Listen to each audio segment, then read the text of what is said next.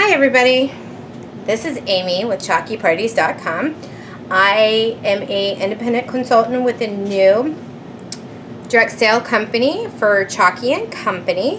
What we do is we have really fun parties, and we have chalky kits that you purchase ahead of time, and we come and we teach you how to paint it, and all of the supplies are included.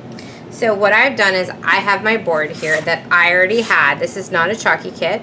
This is a regular board with routed edges that I've done previously. And I have created my stencil that I want to put on here. I've kind of lined up my centers so I kind of know where to eyeball it here. So what I'm going to do is I'm going to line it up where I want it. And then I'm going to use my tape, my painter's tape that I love, and I'm going to tape the top. There's two ways of doing this.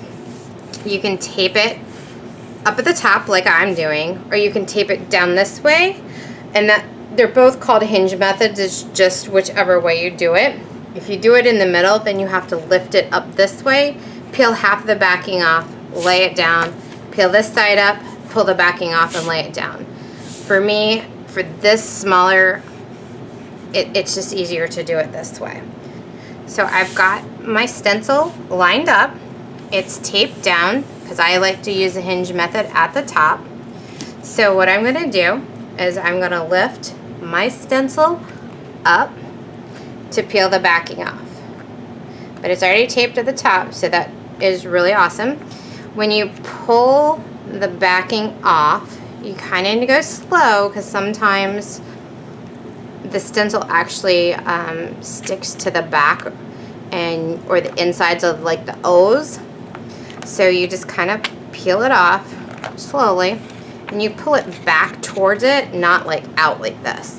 So you pull it towards it, and I always go on a 45-degree angle. It works best. And see, like the and part is flipping up, so we need to just push it back down. And then continue. So then it's already hinged at the top, so I can't really mess it up.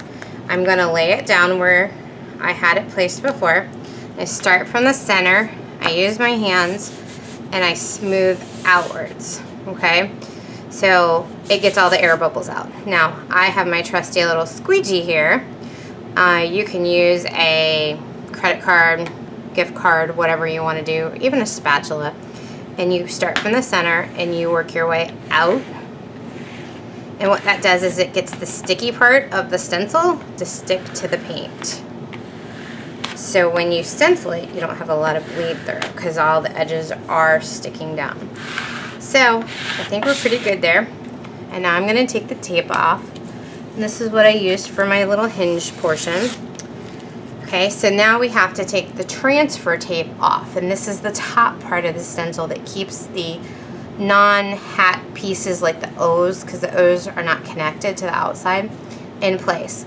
So when you pull this transfer tape off, you need to pull it back against itself. So as close as you can at a 45-degree angle. Go slow because you may have parts of it lift. However, it's doing really good right now. If you go like this, you're going to lift the stencil, so you want to make sure it's flat. And like I said, 45-degree angle. I always put my one hand on here, and then I just pull it back. It's really simple. After you do it a first time, you'll get the hang of it. I promise. So, it's almost off.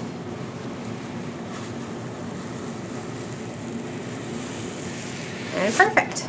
Okay, so now I take my squeegee and I'm going to push everything down to make sure all my edges are really sealed to the board, as you can see. And when you stencil something, the way to get rid of bleed through is you always put the first color down first, and what that does is it seals here, so when you put your next color on, it doesn't bleed through. So I already have my paint already mixed right here. And this is our Integrity color from Chalky and Company. So when you stencil, I'm using my foam brush, my foam brush, and you don't use a lot of paint. So you just dip it a little bit, and actually I dip it, wipe it off, and I use a plate. It's just easier. Sometimes I use a paper towel, whatever, and then you just dab it on there. Just a little bit. It's probably more than I want, but it'll be okay since it's the same color. It'll really seal in those edges, and I just dip back into my plate, not into the paint, because you don't want to like really glob it on and wipe it. So you just keep dabbing, and like I said, it seals the edges, so when you put your next color on, you don't have to worry about bleed through, and it creates a really crisp stencil. So I'm going to dip more paint this time, and it's just a tiny bit, and then I'm going to stay away from the edge, because if you go over the edge, it won't matter so much with this color, but when you go with the other color, it's really obvious. Then you have a line. Like I said, this is our painter's powder mixed with our painter's choice paint. We are a brand new company. It's a direct sales company. I love it because we get to go to people's houses and we have a great girls' night out, teach you how to paint your piece, and you're able to take home a completed project at the end of the night. So definitely check out my Facebook site, which is facebook.com/chalkyparties, and that's CHALKY parties, PARTIES. I also have a website called chalkyparties.com that you can look at our products, and we have a copy of our catalog on there as well. And like I said, that's www.chalkyparties.com, and I'll put the links down below. Thanks so much for watching, and tune in for part 2 of stenciling my sign. Have a great day. Thanks for tuning in. Bye. So now I am going to stencil the top of the sign. Usually I use like a paper plate or something. However, I have the back of the stencil, and I use it all the time. It works great. So I am, instead of using the foam brush this go around, I'm going to use a little sponge that I have, and I just like the way it works. So I am going to dip it in the paint just a little bit. You don't need a lot. Just dip just a teeny bit in there, okay? And then I'm going to dip it on here and get the excess off. All right, and then you see where my name is, and here's the stencil line. Just make sure you don't go over the stencil line, because then you're going to have this outline of the stencil. It's kind of funny looking because I've done it before. So you just pat it down gently. Well, you have a little pressure to it. Get as close to it as you can without going over the line here. And that's perfect, really, because I'm going to do a second coat here, and I'm going to show you this. See? So I'm going to go ahead and continue on. Hi everybody. So I'm back. I have actually put almost the whole entire second coat back on here. It dried, and I figured you really didn't want to sit here and watch me do the whole thing. So actually I've gone through all the way up to here, and there's a couple places that I can still see a couple little pieces of the teal coming through, and it dries so quick, so it's so easy to see. So let me go ahead and finish this. And I actually like to take off my stencils wet. Now, not seeping wet, but wet like this. Your stencils dry, and you pull it off, all this paint here can peel off your stencil, or the wording.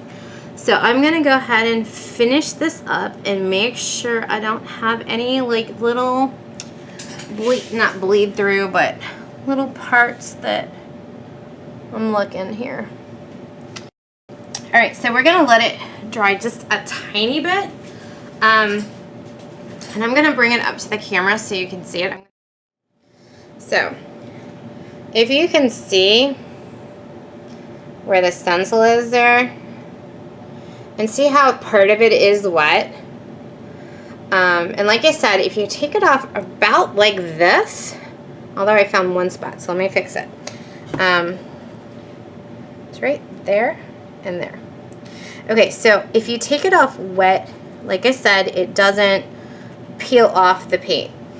Not the paint underneath, but see how it's on the edge. So I'm going to actually start from this side, and it's really simple. You just have to, and like I said, this is a stencil mask, so it's like a sticker, and then you're just going to use your hand, and then you just peel it off.